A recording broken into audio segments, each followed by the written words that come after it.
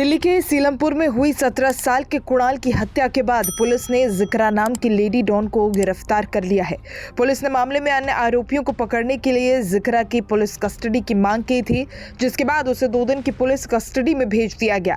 आरोप है कि कुणाल की हत्या जिक्रा के चचेरे भाइयों ने की और इसकी साजिश जिक्रा ने रची।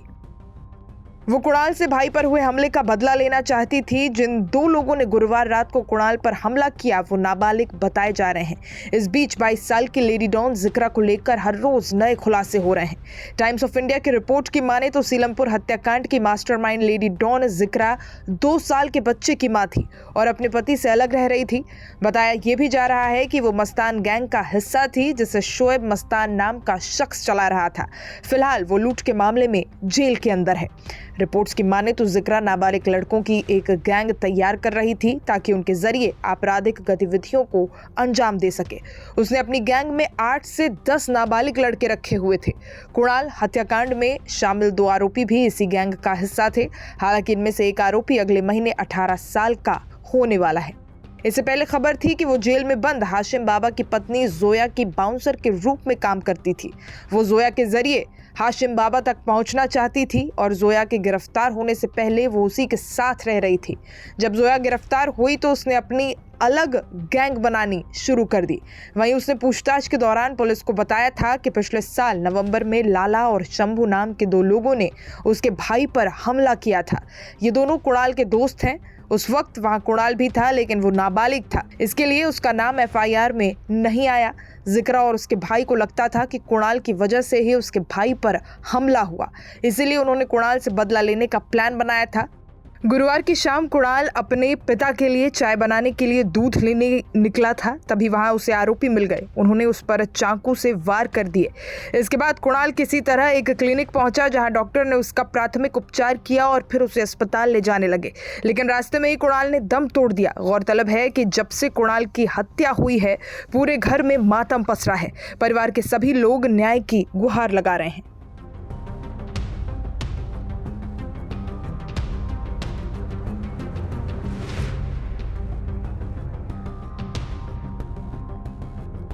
मुझे इंसाफ ही मिलना चाहिए कि मेरा बेटा बेकसूर गया है और गुमराह कराया जा रहा है। केस को बंद करने के लिए गुनहगार ठहराया जा रहा है। ऐसा मेरा बच्चा था नहीं। पूरे सीलमपुर में पता कर लो, कोई भी इस बच्चे के बारे में कह दे।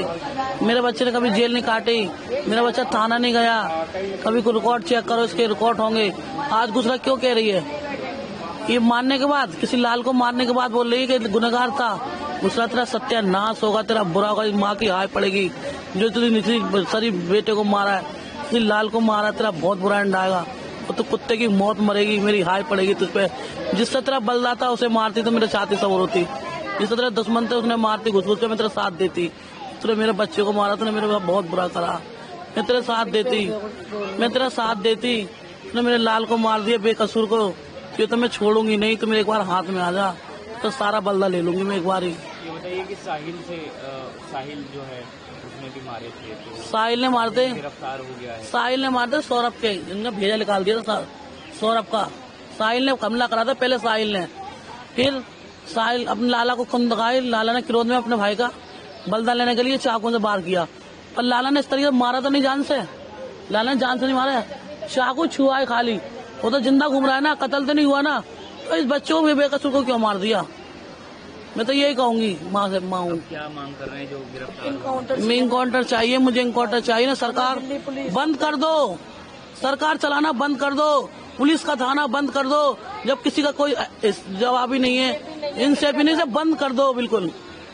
क्या कहा जाए, इंसाफ की लड़ाई लड़के। इसके अलावा आप कुछ और बच्चों की भी आपने फोटोएं लगाई है 2008 से यहाँ पर। ये तो कत्ल, सब कत्ल है।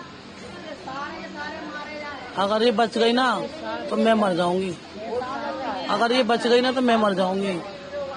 मुझसे बर्दाश्त नहीं होगा कि मेरा बेटा बेकसूर मासूम बच्चा, नहीं जानता था वो, हंसना नहीं जानता, कभी खुल के हंसा नहीं।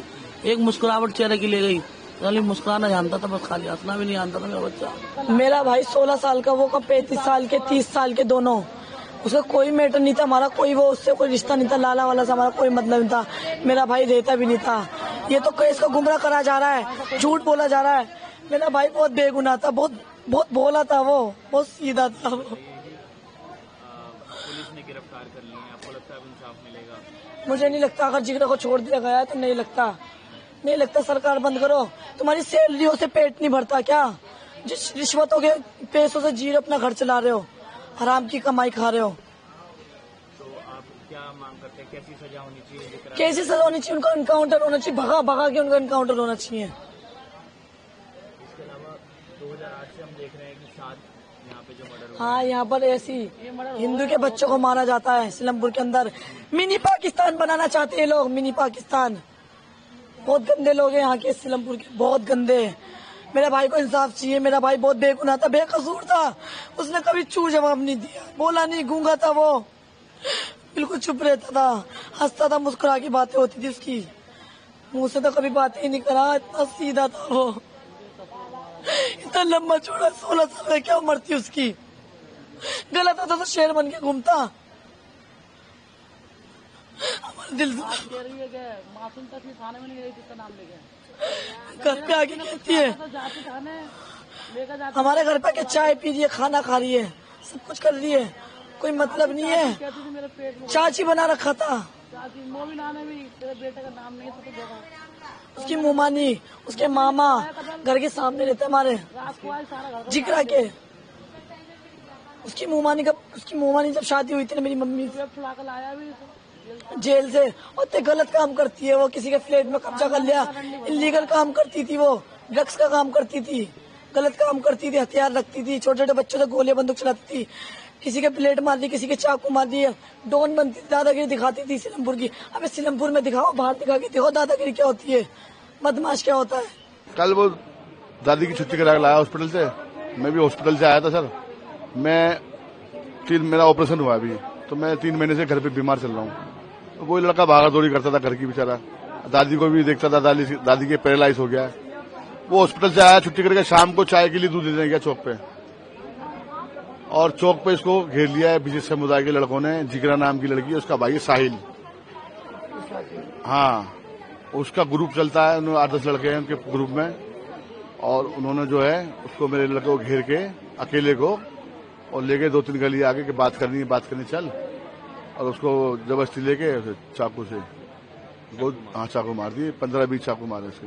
कुणाल उन लोगों के संपर्क में कैसे आया? कुणाल काम क्या दूध, काम हाँ, गांधीनगर काम करता था वो, कपड़े का। अभी तो वो तो 1 हफ्ता 5 दिन से अस्पताल में था वो, मेरी माँ के साथ में। मेरी माँ को पैरालाइज हो गया है, तो मेरे भी मरीज हूँ, मैं अस्पताल जा नहीं पाता हूँ, रहने के लिए सो नहीं पाता हूँ वहाँ पे, तो मुझे आराम की जरूरत है। तो वो लड़का सोता था मेरा जाके वहाँ दादी के पास अपनी, वो भी भागा दौड़ी करता था सारी दादी की। हाँ, कल छुट्टी करा के लाया शाम को, बताता रहा हूँ, परसों शाम को, तो थक गया कि पापा थक गया, मैं आराम करूंगा, आज काम पे नहीं जाऊंगा मैं।